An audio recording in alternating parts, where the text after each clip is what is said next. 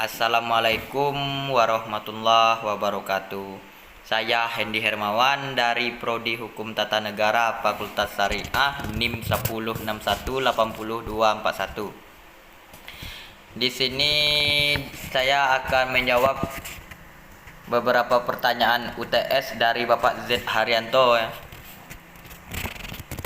Pertanyaan nomor 1 ialah sebutkan dan jelaskan tujuan dari perlindungan dan pengelolaan lingkungan hidup menurut pasal 3 Undang-Undang Nomor 32 Tahun 2009. Adapun tujuan pengelolaan lingkungan hidup menurut Undang-Undang Nomor 32 Pasal 3 Tahun 2009 ini ialah melindungi wilayah Republik Indonesia dari pencemaran atau kerusakan lingkungan hidup. Ya, seperti membuang sampah sembarangan, ya kan? Yang kedua, menjamin keselamatan, kesehatan dan kehidupan manusia. Ya, kita sesama manusia saling menjaga kehidupan yang ada di lingkungan kita. Yang ketiga, menjaminkan kelangsungan kehidupan makhluk hidup dan kelestarian ekosistem. Dan yang keempat, menjaga kelestarian fungsi kehidupan. Dan yang kelima, mencapai keselarasan dan keseimbangan lingkungan hidup. Dan yang keenam, menjamin terpenuhi keadilan di generasi masa kini dan generasi masa depan. Ya, kita hidup di generasi sekarang ini saling menjaga untuk generasi kedepannya. Jadi jangan semena-mena dengan apa yang ada di lingkungan kita.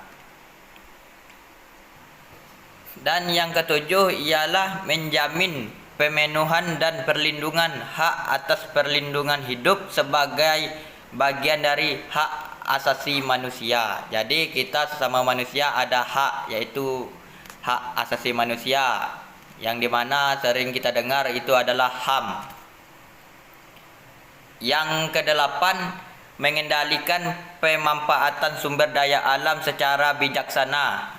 Seperti yang saya ketahui tentang pembangunan desa, kan kita bisa menggunakan sumber daya alam kita seperti pasir dan batu yang ada di tempat tersebut. Yang kesembilan ialah mewujudkan pembangunan berkelanjutan. Yang kesepuluh, mengantisipasi isu lingkungan global. Adapun tujuan dari lingkungan hidup ini ialah menghendaki setiap insan manusia berperan aktif sebagai pembina lingkungan, yaitu dengan cara bijaksana dalam pemanfaatan sumber daya alam untuk kepentingan generasi saat ini dan generasi yang akan mendatang, agar ikut serta menjaga dampak kegiatan dari luar wilayah. Dan soal yang kedua ialah pasal 2 nomor 32 tahun 2009 merumuskan bahwa perlindungan dan pengelolaan lingkungan hidup dilaksanakan berdasarkan atas beberapa asas. Jelaskan. Oke. Adapun asas yang disebut pasal tersebut ialah asas tanggung jawab negara, yaitu ada 3. Yang pertama, menjamin pemanfaatan sumber daya alam akan memberikan pemanfaat yang besar sebesar-besarnya bagi kesejahteraan dan mutu hidup rakyat bagi generasi masa kini maupun generasi masa depan. Yang kedua ialah negara menjamin hak warga atas lingkungan hidup yang baik dan sehat.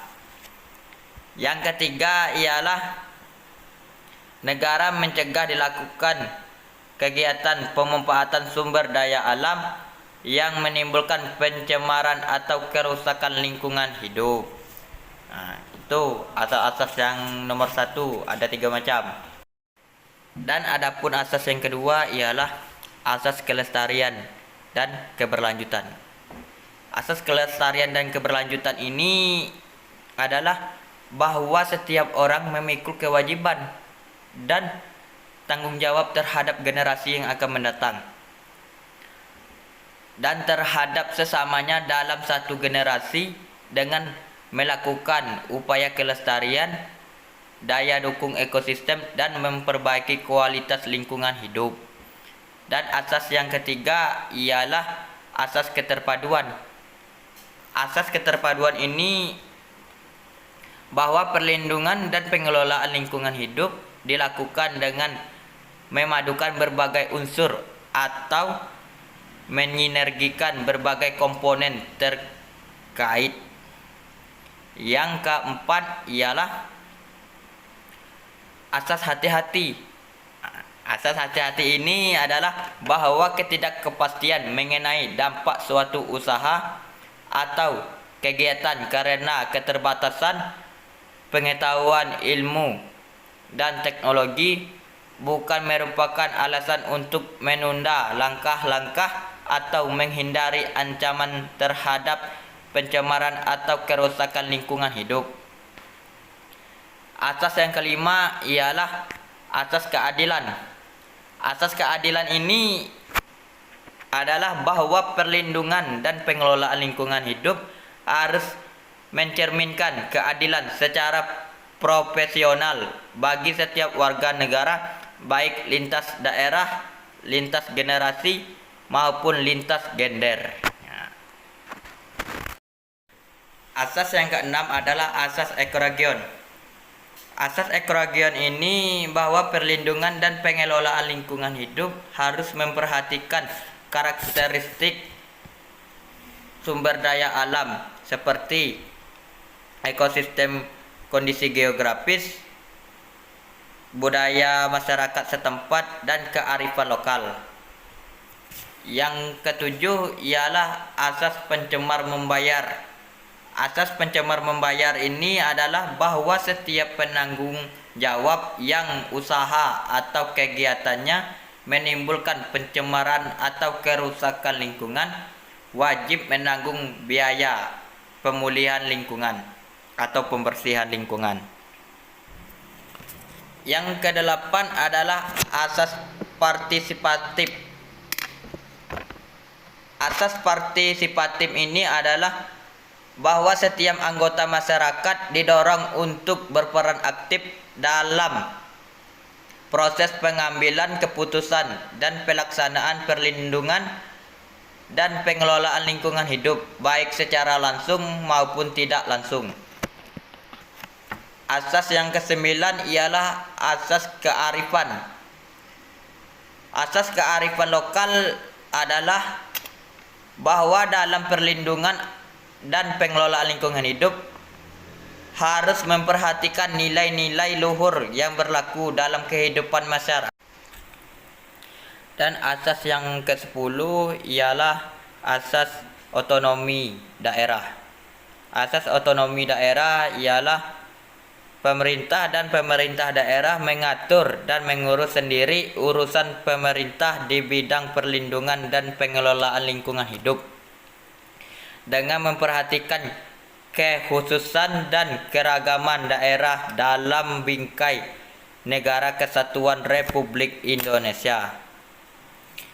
Itulah jawaban untuk nomor 2, dan saya lanjutkan jawab soal yang nomor 3. Dan yang ke-11 ialah asas tata kelola pemerintah yang baik.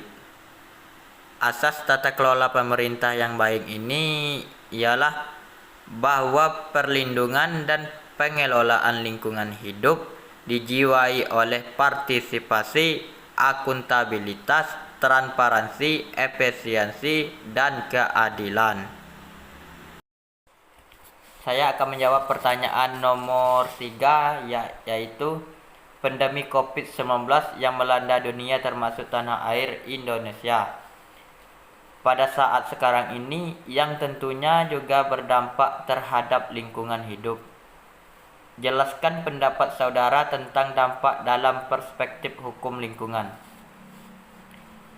Ya, pendapat saya jauhilah perkumpulan yang ramai-ramai, karena di situ ya mana tahu ada salah satu teman kita yang kena virus COVID-19 kan tertular ke kita karena kita berkumpul dengan dia. Jadi ya saling menjaga diri lah. Pada saat mau makan ya cuci tangan, karena virus itu bukan virus corona aja, masih juga ada juga yang virus yang lainnya. Cukup itu pendapat dari saya. Sekian, wassalamualaikum warahmatullahi wabarakatuh.